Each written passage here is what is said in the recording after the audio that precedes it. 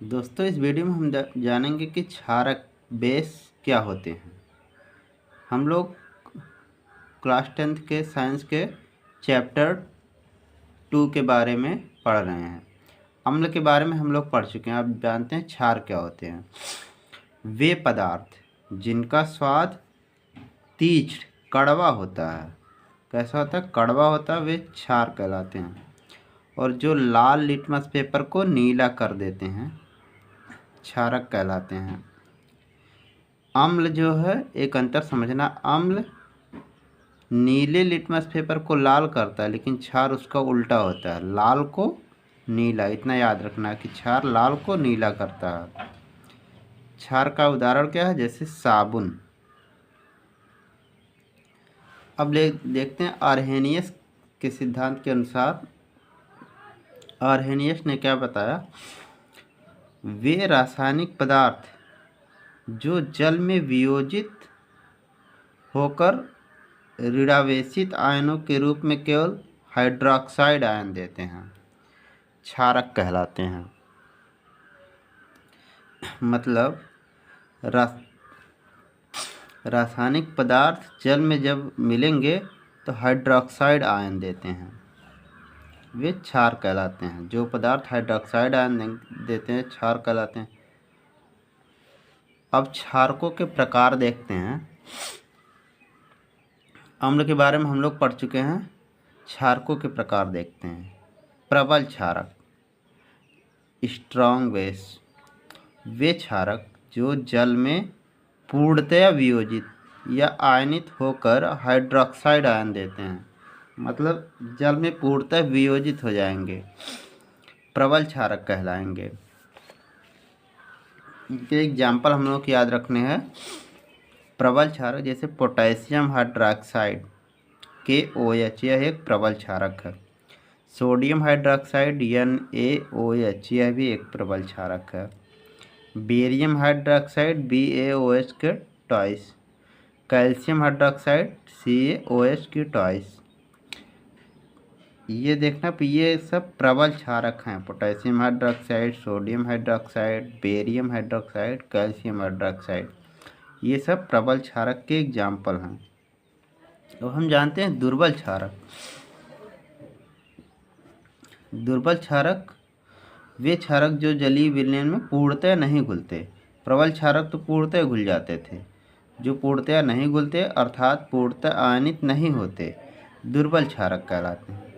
अब दुर्बल क्षारक के एग्जाम्पल देखते हैं। मैग्नीशियम हाइड्रोक्साइड MgOH के ट्वाइस।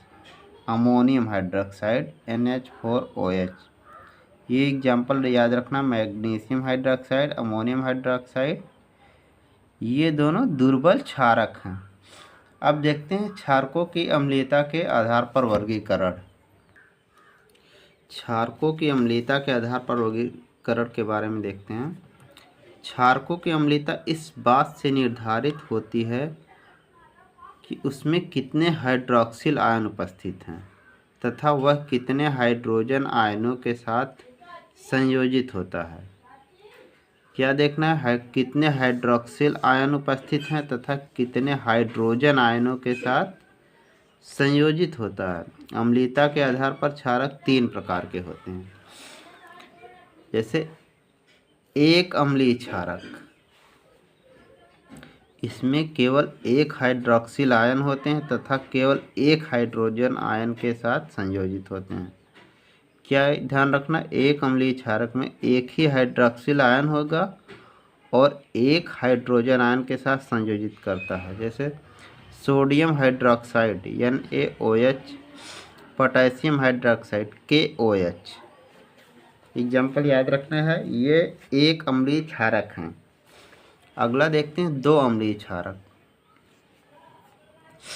द्विअम्लीय क्षारक, इन क्षारकों में 2 हाइड्रॉक्सिल आयन होते हैं तथा ये 2 हाइड्रोजन आयनों के साथ संयोजित होते हैं। जैसे मैग्नीशियम हाइड्रोक्साइड और फेरस हाइड्रोक्साइड, ये दोनों 2 अम्लीय क्षारक हैं। याद रखना, मैग्नीशियम MgOH के ट्वाइस, फेरस हाइड्रोक्साइड FeOH के ट्वाइस। अगला देखते हैं त्रिअम्लीय क्षारक। त्रिअम्लीय क्षारक, इन क्षारकों में 3 हाइड्रोक्सिल आयन उपस्थित होते हैं तथा ये 3 हाइड्रोजन आयनों के साथ संयोजित होते हैं। 3 हाइड्रोक्सिल आयन होंगे और 3 हाइड्रोजन आयन के साथ संयोजित होते हैं। एग्जाम्पल याद रखना, एल्युमिनियम हाइड्रोक्साइड AlOH के थ्राइस, यह 3 हाइड्रोक्सिल आयन हैं इसमें, इसे 3 अम्लीय क्षारक कहेंगे इसलिए। अगला देखते हैं क्षारकों के भौतिक गुण। क्षारकों के भौतिक गुण, क्षारक जल में विलेय तथा स्वाद में तीखे और कड़वे होते हैं। ये जल में विलेय, स्वाद में तीखे और कड़वे होते हैं। क्षारक, ये हम लोग देख चुके, लाल लिटमस पेपर को नीला कर देते हैं, ये ध्यान रखना है, लाल को नीला कर देते हैं। क्षारक स्पर्श करने पर साबुन के समान चिकने होते हैं। अब क्षारकों के रासायनिक गुण हम लोग थोड़ा विस्तार में देखेंगे। जैसे रासायनिक गुणधर्म, ये हम लोग दूसरी बुक से देखते हैं थोड़ा विस्तार में। जैसे धातुओं के साथ अपक्रिया, अगर क्षार जब धातु के साथ अपक्रिया करता है तो क्या होता है? क्षारक धातुओं के साथ अपक्रिया करके लवण एवं हाइड्रोजन का गैस का निर्माण करते हैं। ये ध्यान रखना है कि अगर किसी भी धातु के साथ क्षार अपक्रिया करता है तो लवण और हाइड्रोजन गैस का निर्माण होता है। परंतु सभी क्षार धातु अपक्रिया में ऐसा होना आवश्यक नहीं है। जैसे उदाहरण, एल्युमिनियम एक धातु है और सोडियम हाइड्रोक्साइड यह एक प्रबल क्षारक है। हम लोग प्रबल और दुर्बल क्षारक के बारे में देखे हैं।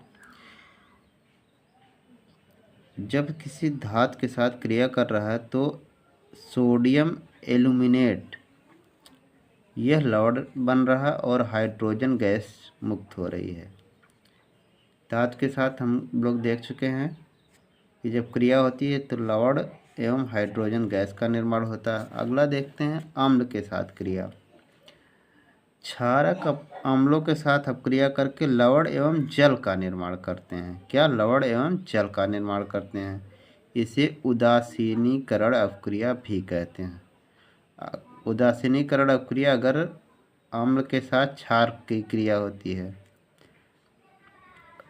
तो वह उदासीनीकरण अपक्रिया कहलाती है और इसमें लवण एवं जल बनते हैं।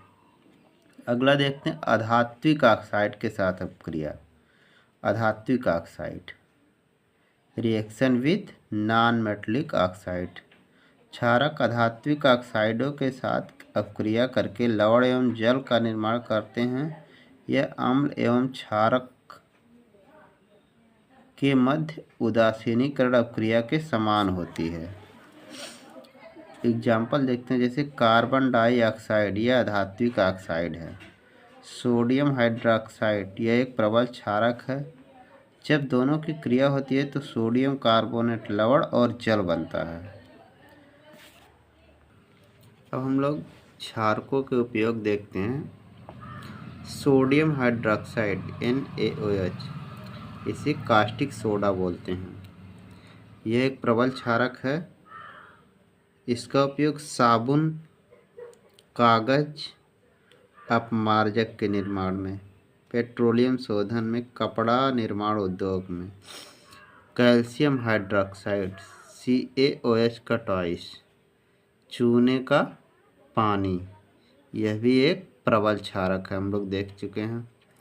बुझा हुआ चूना इसे बोलते हैं। कैल्शियम हाइड्रोक्साइड को बुझा हुआ चूना या चूने का पानी बोलते हैं।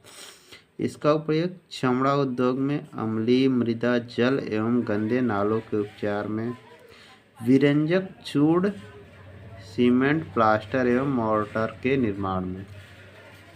अगला देखते हैं मैग्नीशियम हाइड्रोक्साइड। मैग्नीशियम हाइड्रोक्साइड यह एक दुर्बल क्षार है। इसके जलीय विलयन में को मिल्क ऑफ मैग्नीशिया कहा जाता है। मैग्नीशियम हाइड्रोक्साइड के जलीय विलयन को मिल्क ऑफ मैग्नीशिया कहा जाता है। इसका उपयोग अपशिष्ट जल वेस्ट वाटर के उपचार में, अग्निरोधक के रूप में, प्रति अम्ल एंटासिड के रूप में। अब देखते हैं अगला, कैल्शियम ऑक्साइड। कैल्शियम ऑक्साइड, इसे बिना बुझा हुआ चूना कहते हैं। कैल्शियम हाइड्रोक्साइड को बुझा हुआ चूना और कैल्शियम ऑक्साइड को बिना बुझा हुआ चूना बोलते हैं। इसमें कन्फ्यूजन होता है, इसलिए ध्यान रखना। कैल्शियम ऑक्साइड बिना बुझा हुआ चूना, कैल्शियम हाइड्रोक्साइड चूने का पानी या बुझा हुआ चूना। अब इसका उपयोग देखते हैं। औषधीय उपयोग में, कीटाणुनाशक में, सीमेंट, कागज, उच्च श्रेणी के इस्पात के निर्माण में, कास्टिक सोडा के निर्माण में। अगला देखते हैं मैग्नीशियम ऑक्साइड। मैग्नीशियम ऑक्साइड का उपयोग मृदा, भूजल एवं पेयजल के उपचार में, विद्युत केबलों में ताप रोधक के रूप में, प्लाज्मा टीवी के डिस्प्ले पर सुरक्षात्मक लेपन में। अगला देखते हैं पोटेशियम हाइड्रोक्साइड KOH। यह भी एक प्रबल क्षारक है, इसे कास्टिक सोडा बोलते हैं। पोटेशियम हाइड्रोक्साइड क्षारीय बैटरियों में, विद्युत अपघट्ट के रूप में, मृद साबुन, शैम्पू एवं शेविंग क्रीम के निर्माण में। आगे के वीडियो में हम लोग देखेंगे कि pH क्या होता है और लवण क्या होते हैं।